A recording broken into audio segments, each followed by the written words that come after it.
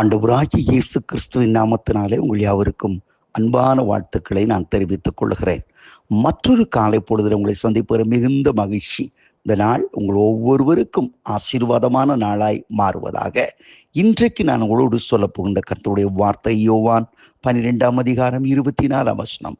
வேத வசனம் சொல்கிறது, கோதுமை மணியானது நிலத்தில் விழுந்து செத்தாலாகில் மிகுந்த பலனை கொடுக்கும் என்று எழுதப்பட்டிருக்கிறது. கோதுமை மணியானது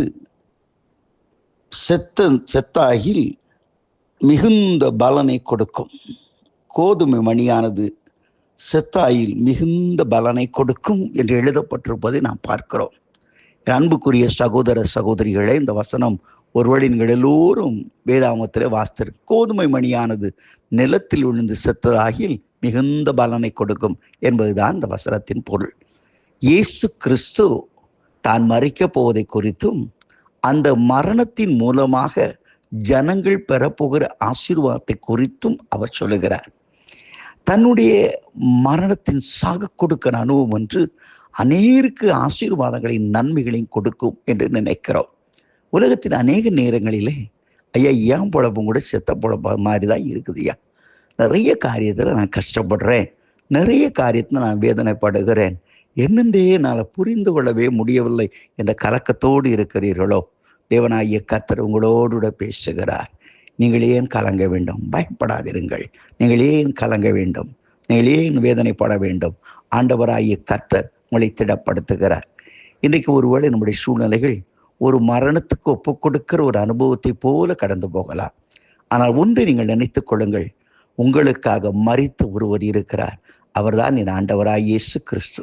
அவர் மரித்ததன் மூலமாக, தன் ஜீவனை கொடுத்ததன் மூலமாக மிகுந்த பலனை இந்த உலகத்திற்கு கொடுத்தார். ஆயிரம் கோடி கோடி மக்களை உயிரோடு எழுப்புகின்ற ஸ்லாக்கியத்தையும் பாக்கியத்தையும் பெற்றவராய் அவர் திகழ்ந்து கொண்டிருக்கிறார். என் அன்புக்குரியவர்களே, அன்றைக்கு ஆபிரகாமுடைய வாழ்க்கையை நீங்கள் யோசித்து பாருங்கள். அவன் ஆண்டவரால் அழைக்கப்பட்டு வாக்குத்தத்தங்களை பெற்றுக்கொண்டு வாக்குத்தத்தமான ஈசாக்கை இந்த உலகத்திற்கு கொண்டு வந்தான். அப்படிப்பட்ட ஆபிரகாமை பார்த்து ஆண்டவர் சொல்லுகிறார், அப்பா, உன்னுடைய குமாரனாகிய ஈசாக்கை மொரியோ மலைக்கு கொண்டு போய் நான் காண்பிக்கிற இடத்திலே நீ அவனை பரிசீலித்து விடு என்று கர்த்தர் அழைக்கிறார்.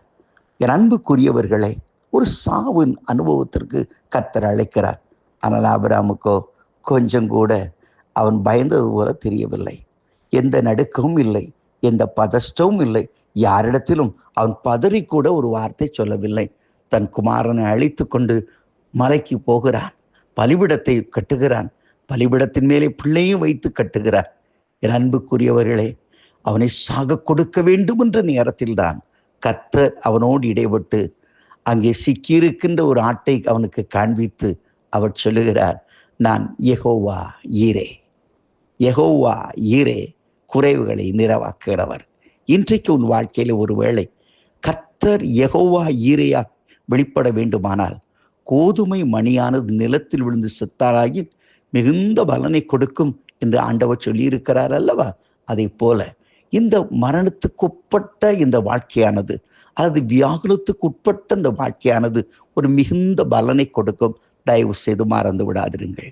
தயவு செய்து மறந்து விடாதிருங்கள். இந்த மரணம் உங்களை அழிக்கப் போவதில்லை அன்பானவர்களே. இந்த மரணம் உங்களை கொல்லப் போவதில்லை. அதன் மூலமாய் ஒரு பெரிய அனுபவத்திற்குள்ளே நீங்கள் கடந்து போகிறீர்கள். என் அன்புக்குரியவர்களே, வேதாமத்தை வாசித்து பாருங்கள்.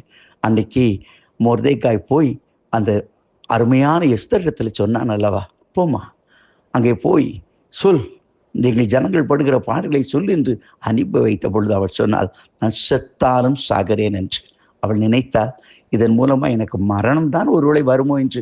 ஆனால் மரணத்துக்காக அனுப்பப்பட்டவள் அல்ல, மிகுந்த பலனை கொடுக்கும்படி ஆண்டவராகிய கர்த்தர் அந்த யூத ஜனத்திற்கு ஒரு விளக்காக, ரட்சிப்பின் ஊற்றாக கர்த்தர் ஏற்படுத்தவில்லையா?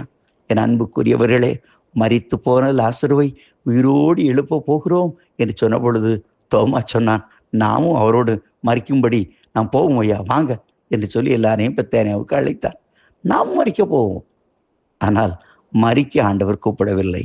மரித்த லாசருவை உயிரோடு எழுப்பத்தான் கூப்பிட்டார். இன்றைக்கு உங்கள் வாழ்க்கையிலும் என் அன்பு சகோதர சகோதரிகளை, எந்த காரியம் மரித்து போய்விட்டது, இனி நடக்காது இனி கூடாது என்று கலங்குகிறீர்களோ, கர்த்தர் உங்களோடு கூட பேசுகிறார் அம்மா, உங்களோடு இடைபெடுகிறார் அம்மா. கவலைப்படாதிருங்கள். உங்கள் கண்ணீர் ஆண்டவருக்கு நிச்சயம் தெரியும். உங்கள் பாடுகள் நிச்சயம் ஆண்டவருக்கு தெரியும். உங்கள் கண்ணீரை துடைக்கும்படியாய், உங்கள் கவலைகளை மாற்றும்படியாய் காலை பொழுதிலே பேசுகிறார். நான் நிலத்தில் விழுந்து செத்தது மூலமாக மிகுந்த பலனை கொடுத்தேன் அல்லவா, அதே போல உனக்கும் பலன் உண்டு. எனக்கு அருமையானவர்களே, ஏசாயா 53ஆம் அதிகாரத்தை பாருங்கள். எம்பெருமான் அவர் தம்மை ஒப்பு கொடுத்த மூலமாக, அவருடைய ஆத்தும வருத்தத்தின் மூலமாக நிறைய பலன்களை பெறுவார் என்று ஏசாயா 53ஆம் அதிகாரத்தில் இயேசுவின் பாடுகள் மூலமாய் பெற்றுக்கொண்ட ஆசீர்வாதங்களை சொல்லவில்லையா? இன்றைக்கு காலை வேளையிலே கர்த்தர் ஞாபகப்படுத்துகிறார். நான் உனக்காக நிலத்தில் விழுந்து செத்தபடினால் மிகுந்த பலனை நீ பெற்றுக்கொண்டு இருக்கிறாய். ஆத்மாவிலும் உன் சரத்திலும் வாழ்க்கையிலும் நீ பெற்றுக்கொண்டு இருக்கிறாய். நித்திய ஜீவனை சுதந்திரிக்குமான உறுதியை நான் உனக்கு கொடுத்திருக்கேன் அல்லவா, கவலைப்படாதே. இதனாலே கர்த்தரோடு இடைப்பட்டு பேசுகிறார். அவர் சொல்லுகிறார், நான் நிலத்தில் விழுந்து செத்தேன். எதற்காக என்றால் உனக்கு உனக்கு பலன் கொடுப்பதற்காக. இயேசு கிறிஸ்து உனக்காக மரித்திருக்கிறார். உன் கண்ணீரை துடைக்க, உன் வியாகுலங்களை நீக்க, உன் சஞ்சலங்களை நீக்க அவர் உனக்காக மரித்திருக்கிறார். இன்றைக்கு அந்த எதிர்பார்ப்போடு இந்த இரட்சகர் இயேசுவை நோக்கிப்பார். உனக்கு ஒரு விடுதலை உண்டு. அவரிடத்தில் சொல்லப்பா, நீர் எனக்காக மரித்திருக்கும் பொழுது நான் ஏன் கவலைப்பட வேண்டும்? நீர் எனக்காக பாடுகளை ஏற்றுக்கொண்டிருக்கும் பொழுது நான் ஏன் நொந்து போக வேண்டும்? இல்லையப்பா, இல்லை, இல்லவே இல்லை. கர்த்தர் நிச்சயமாய் எனக்கும் ஒரு அற்புதத்தை செய்வார் என்ற நம்பிக்கையோடு நாளை ஆரம்பியுங்கள். இந்த நாள் செத்துப்போன காரியங்கள் எல்லாம் திரும்ப நீங்கள் பெற்றுக்கொள்வீர்கள். இயேசுவின் நாமத்தாலே நிச்சயம் அது நடக்கும். ஆமேன், ஆமேன்.